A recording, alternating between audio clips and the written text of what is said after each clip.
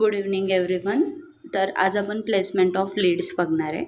आता आपण काय लीड्समध्ये आपण लास्ट टाइम काय बघितले होते की आपल्याकडे चेस्ट लीड्स आणि लिम्ब लीड्स होते. ओके, तर ह्यामधले चेस्ट लीड्स कोणते होते? V1 to V6, it is V6. आणि लिम्ब लीड्स कोणते होते? दोन होते, एक बायपोलर होता आणि एक होते augmented leads. Okay, bipolar is 1, 2 and 3.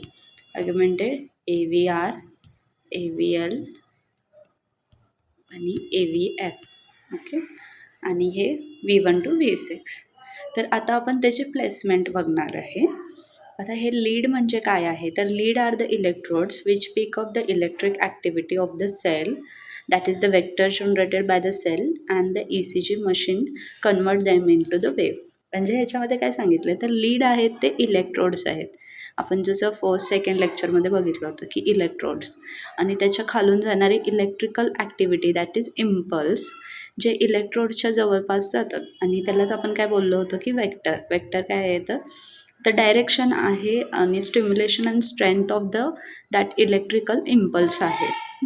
तर हे जे इलेक्ट्रोड्स आहेत ते इलेक्ट्रिकल ॲक्टिव्हिटी त्याची कॅच करतं आणि ECG मशीन काय करणार आहे, त्याला कन्वर्ट करणार आहे एक वेव्जमध्ये, जी की वेव्ज कशी पण असू शकते, प्लेन असेल, वर निगेटिव्ह पॉझिटिव्ह वेव्ह असू शकते. तर हे लीड्स आपल्याला असे सेट करायचे आहेत की जेणेकरून आपल्याला हार्टचं 3D पिक्चर कळेल. जसं आता ही जे लीड असेल, सपोज V3 असू शकते किंवा V4च्या दरम्यान असू शकते, जे लेफ्ट वेंट्रिकल आपल्याला दाखवणार आहे. तर याच्यामध्ये काय सांगितलं आहे, जर याच्यामध्ये काही डिफॉर्मिटीज असेल किंवा इथं कंडक्शन कमी असेल, म्हणजे व्हेंट्रिक्युलर डिपोलरायझेशन किंवा रिपोलरायझेशन जे आहे, ॲट्रियम रिपोलरायझेशन जे आहे, त्यात जर प्रॉब्लेम असेल तर ह्या कॅमेरा म्हणजे ह्या लीडमध्ये प्रॉब्लेम येणार आहेत. आणि ह्या लीडमध्ये प्रॉब्लेम येणार आहेत म्हणजे काय होणार आहे, तर इनडायरेक्टली तिथली वेव्ह आहे ती खराब होणार आहे. ह्याच्यावरून आपण हे डिटेक्ट करणार आहे. ओके, त्याच्यानंतर ना आता प्लेसमेंट्स ऑफ लीड्स सांगितलेत. प्लेसमेंट्स ऑफ लीडमध्ये काय सांगितलं आहे की पहिला आपल्याला लिम्ब लीड्सचे प्लेसमेंट्स बघू आणि मग चेस्ट लीड्सचे बघायचे. तर लिम्ब लीड्स कोणते आहेत तर टोटल 4 लिम्ब लीड्स असतात. एक आहे ते राईट आर्ममध्ये असते, लेफ्ट आर्म, राईट लेग आणि लेफ्ट लेग. ह्याच्यामधली जी राईट लेगची असते ही अर्थिंगसाठी ठेवलेली असते, ॲज मी आधीच्या व्हिडिओमध्ये जसं सांगितलं आहे. कारण आपण एक्सटर्नल त्याला आपण इलेक्ट्रिक सप्लाय देतो, जे अर्थिंग करणं इम्पॉर्टंट आहे. अदरवाईज आपली बॉडी ऑलरेडी चार्ज असते आणि त्याच्यामुळे आपल्याला परत हार्टला प्रॉब्लेम येऊ शकतो.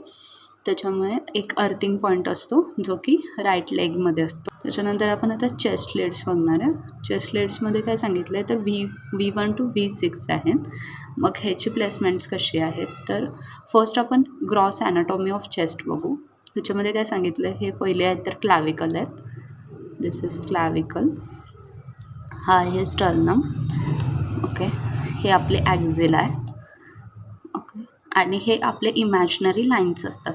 आता जसं काय आहे तर mid clavicular line. Mid clavicular line काय आहे तर क्लॅविकलच्या मिड शाफ्ट जिथं असतो, मिड ऑफ शाफ्टला तिथे असणारी इमॅजिनरी लाईन काढलेली असते, तिला मिड क्लॅविक्युलर लाईन म्हणणार आहे. त्याच्यानंतर अँटिरियर ॲक्झिलरी लाईन आणि मिड ॲक्झिलरी लाईन.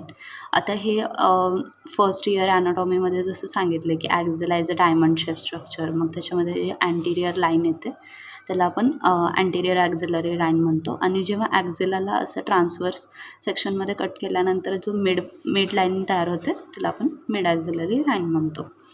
सो हे इमॅजिनरी लाईनवरून आपण त्याची लीड प्लेसमेंट करणार आहे आणि त्याच्यानुसारच त्या हार्टचे स्ट्रक्चर असतं.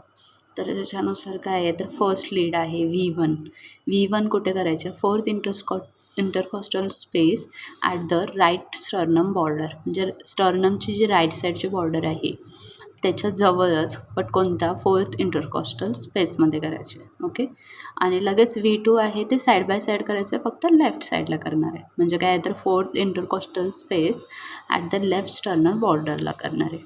त्याच्यानंतरनं काय आपल्याला V4 लावून घ्यायचे, कारण V3 आहे ह्या दोन्हीच्या मिड पॉईंटला लावायचे. सो V2 नंतर डायरेक्ट लगेच V4 लावणार आहे आपण. V4 काय आहे तर fifth intercostal space at mid clavicular line. म्हणजे जी इमॅजिनरी लाईन आपण मिड क्लॅविक्युलरची घेतली आहे त्याच्याबरोबर इथे आपल्याला V4 लावायचं आहे. आणि आता V3 नंतर जी लावायची होती ती कशी लावणार आहे आपण, मिडवे बिटवीन द V2 आणि V4. ओके, म्हणजे काय आहे, हे 4th इंटरकोस्टलला आहे, हे 5th इंटरकोस्टलला आहे. म्हणजे ह्या दोन्हीच्या मध्ये जवळपास जसं रिबवर पण आपण लावू शकतो असं हे V3 लावायचं मिडवेला. ओके, त्याच्यानंतर आता V5मध्ये काय सांगितलं आहे, at the same horizontal level of V4, म्हणजे कोणतं आहे तर 5th इंटरकॉस्टल स्पेसमध्येच लावायचे as the V4 and in the anterior axillary line. म्हणजे आपण जी फर्स्टवाली ॲक्झिलरी लाईन बघितली होती, अँटिरियर ॲक्झिलरी लाईन, तिथे आपल्याला ती लावायची आहे V5. आणि V6 काय आहे तर same horizontal level of V4, म्हणजे कोणती 5th इंटरकॉस्टल स्पेसमध्येच लावायचे, फक्त ही मिड ॲक्झिलरी लाईनला लावायचे. ही अँटिरियरला लावायचे, 5 आहे ती अँटिरियर आहे आणि 6 आहे ते मिड ॲक्झिलरी लाईनला आहे.